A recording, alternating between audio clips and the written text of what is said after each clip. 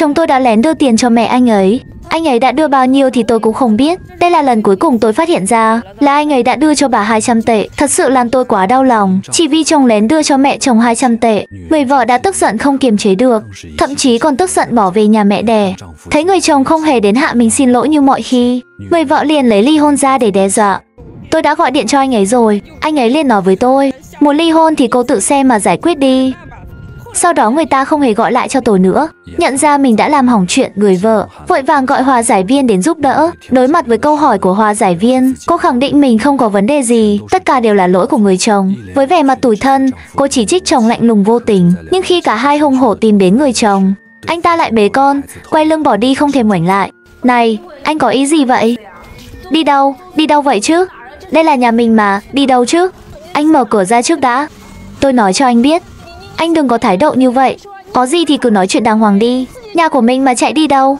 Nhận thấy sự việc không đơn giản, hòa giải viên đã tìm gặp riêng bố mẹ chồng để trao đổi, nhắc đến những việc làm của con dâu trong những năm qua. Bố chồng khóc lóc, lo rằng con trai sẽ bị ép đến phát điên. Cô gọi điện cho con trai tôi đi. Tôi sợ con trai tôi buồn bã rồi nghĩ quẩn. Con trai 20-30 tuổi rồi, cả đời tôi coi như bị hủy hoại rồi.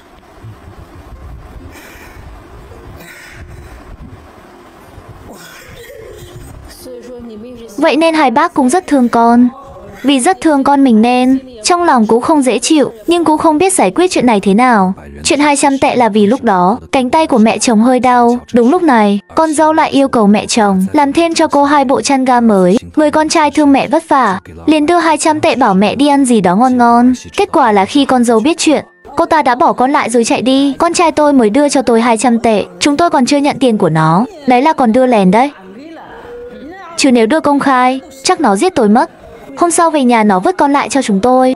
Vứt con ở nhà rồi bỏ đi. Sau đó, hòa giải viên thuyết phục bố chồng, bảo ông gọi điện cho con trai về nhà. Hòa giải viên cảm thấy nguyên nhân tranh cãi của hai người thật khó hiểu, thậm chí vô lý. Vì chuyện này mà hai người cãi nhau. Mẹ tôi, bà ấy nói đau tay, tôi nói cứ làm đi, tôi đưa tiền cho. Tôi thấy anh đưa tiền cho mẹ mình là rất bình thường mà. Nhưng mà không được, người chồng nói với hòa giải viên rằng anh và vợ đã kết hôn được 7 năm.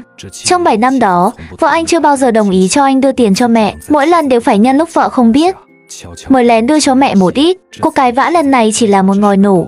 Còn thuốc súng chính là những chuyện cố tích tụ này. Mẹ anh có 2 con trai và 1 con gái. Người chồng là con trai út. Trước đây, mỗi khi mẹ anh đến nhà anh cả hoặc chị gái giúp đỡ, vợ anh cũng đều gây sự ầm ĩ, trút giận vô cớ lên anh và mẹ. Hòa giải viên gọi người vợ đến để hỏi. Kết quả là cô ta cho rằng bố mẹ chồng đối xử thiên vị là bởi vì tôi chỉ cần lơ đãng một lát là không thấy bà ấy đâu. Bà ấy đã sang nhà anh cả bán hàng rồi. Tôi bế con trai nhỏ đi tìm bà ấy. Tôi nói, lòng mẹ hoàn toàn đặt ở nhà anh cả rồi.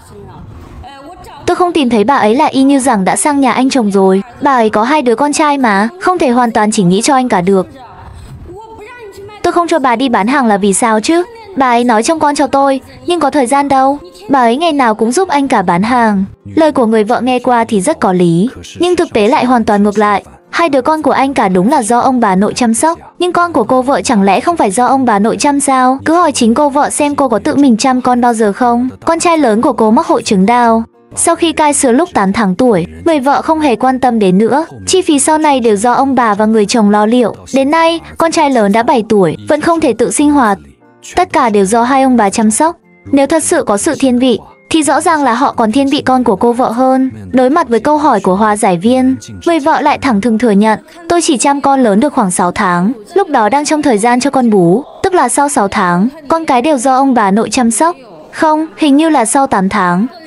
Sau 8 tháng thì cô rất ít khi quan tâm đến nữa. Vâng, đúng vậy. Lúc này, hòa giải viên cuối cùng đã nhận ra bản chất của vấn đề. Quan niệm hôn nhân của người vợ có chút không ổn. Con cái là nghĩa vụ chung của cô và chồng. Cô lại xem việc ông bà chăm sóc con cái là điều hiển nhiên, trong khi bản thân lại chưa từng quan tâm đến con. Suy nghĩ của cô thật sự có chút quá cực đoan rồi.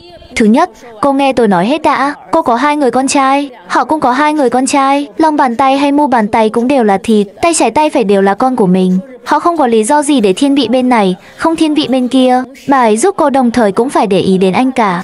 Bà ấy để ý đến anh cả đồng thời cũng sẽ để ý đến cô. Thứ hai, vừa rồi cô cũng nói với tôi, con cái sau 8 tháng tuổi đều ở với ông bà nội. Chúng ta có thể nói ông bà nội không chăm sóc con cái không? Từ lúc chúng tôi cãi nhau giận dỗi, tôi không còn yêu cầu nữa. Con cái, bà chăm không tốt à? Tôi chưa từng nói vậy. Từ sau đó có thể nói là đứa lớn tôi không hề quan tâm.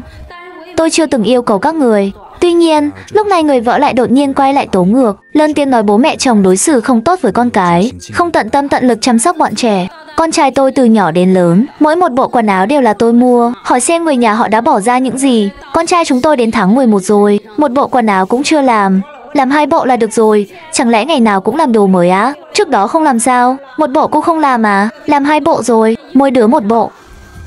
Chỉ là một bộ quần áo, đến Tết cũng không có quần áo mới, bình thường đã mặc rồi, đến Tết tôi còn phải làm nữa à? Hòa giải viên vội vàng tách mọi người ra, sau đó đến khuyên giải riêng người vợ.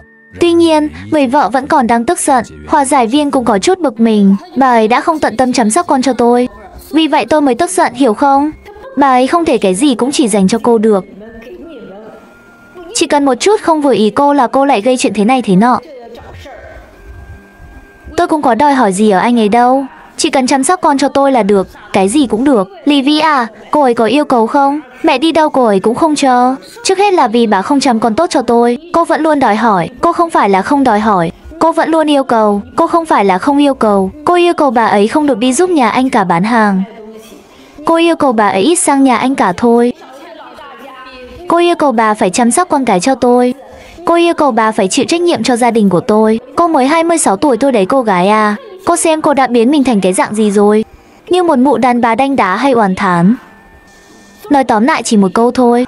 Đối với 2 đứa trẻ này, họ thực sự không có bất kỳ trách nhiệm và nghĩa vụ nào cả. Cuối cùng, dưới sự khuyên bảo của hòa giải viên, cảm xúc của người vợ cuối cùng cũng dịu lại, bày tỏ có thể sống tiếp một cách hòa thuận. Người chồng cũng cho biết, chỉ cần vợ có thể yên ổn sống tốt, thì anh tự nhiên sẽ không nhắc đến chuyện ly hôn nữa. Thế nhưng, ngay vào lúc sắp có một kết thúc viên mãn, người vợ lại đưa ra một điều kiện. Chỉ cần đồng ý, cô sẽ sống tốt. Đó là toàn bộ tiền bạc trong nhà đều giao cho cô quản lý. Những người khác muốn dùng tiền phải được sự đồng ý của cô. Người chồng nghe xong thì cảm xúc sụp đổ. Số tiền này nếu có thể giúp sống yên ổn, tôi đưa hết cho cô ấy cũng không sao cả. Lần đầu tiên cô ấy mang hết tiền về nhà mẹ đẻ, tôi cũng không nói gì cả. Ok thôi, tôi có thể kiếm được. Nhưng bây giờ mà cô ấy bàn chuyện tiền bạc với tôi, thì đừng bàn nữa. Tiền bạc những năm trước đây, thực ra cũng đều do người vợ quản lý. Nhưng cô đã quản lý ra sao? Vợ chỉ chăm chăm đòi hỏi từ bố mẹ anh lén đưa cho họ chút tiền công vất vả. Vợ cũng nổi giận đùng đùng, rồi ôm hết tài sản trong nhà về nhà mẹ đẻ. Hành vi này anh đã chịu đựng suốt 7 năm. Bây giờ không thể tin tưởng người phụ nữ này được nữa. Cuộc hôn nhân này dù là vì bố mẹ hay vì chính bản thân anh cũng phải ly hôn. Người vợ cho rằng không có tiền thì không có cảm giác an toàn. Vì vậy cô không thể nhượng bộ dù chỉ nửa bước về vấn đề này. Cuối cùng, cuộc hòa giải tuyên bố thất bại. Cả hai đã đi đến con đường ly hôn. Tiền còn quan trọng hơn cả mạng sống. Điều này nói lên cái gì? Vẫn là vấn đề tiền bạc. Tôi không phủ nhận, đời tôi, quan trọng nhất vẫn là tiền bạc. Và đến đây, câu chuyện của Lý Vĩ và người vợ có lẽ đã khép lại, nhưng những dư âm mà nó để lại trong lòng chúng ta thì vẫn còn vẹn nguyên. Đó là sự nghẹn ngào, bức bối và cả nỗi xót xa cho những mối quan hệ đã từng bắt đầu bằng tình yêu nhưng lại kết thúc trong sự tính toán và tổn thương. Đôi khi, những mâu thuẫn lớn nhất trong một gia đình không đến từ những biến cố động trời, mà lại âm ỉ cháy từ những điều nhỏ nhặt nhất, như 200 tệ tiền hiếu thảo. Nó giống như phần nổi của một tảng băng chìm, bên dưới là cả một đại dương của sự thiếu tôn trọng, những kỳ vọng sai lầm và sự giao tiếp đã chết từ lâu. Hạnh phúc không nằm ở việc ai nắm giữ tiền bạc, mà ở việc chúng ta có nắm được tay nhau, có sẵn sàng đặt mình vào vị trí của đối phương để thấu hiểu cho những mối bận tâm và trách nhiệm của họ hay không. Một gia đình bền vững được xây nên từ lòng tin và sự bao dung, chứ không phải từ sự kiểm soát và chiếm hữu. Tại Lạc Lạc, mình tin rằng mỗi câu chuyện, dù bi hay hài, đều là một mảnh gương soi chiếu cuộc sống. Chúng ta tìm đến đây không chỉ để giải trí, mà còn để lắng nghe, để suy ngẫm và để học cách yêu thương, bao dung hơn với chính mình và những người xung quanh. Nếu câu chuyện hôm nay bạn cảm thấy hay, đừng ngần ngại để lại một like, một đăng ký và quan trọng nhất là để lại những suy nghĩ của mình ở phần bình luận. Và những hành động nhỏ đó của các bạn cũng là động lực to lớn giúp mình ra video mỗi ngày. Cuối cùng, kết thúc video, mình xin cảm ơn các bạn nhiều. Và mình là Lạc Lạc, hẹn gặp lại mọi người kỳ sau.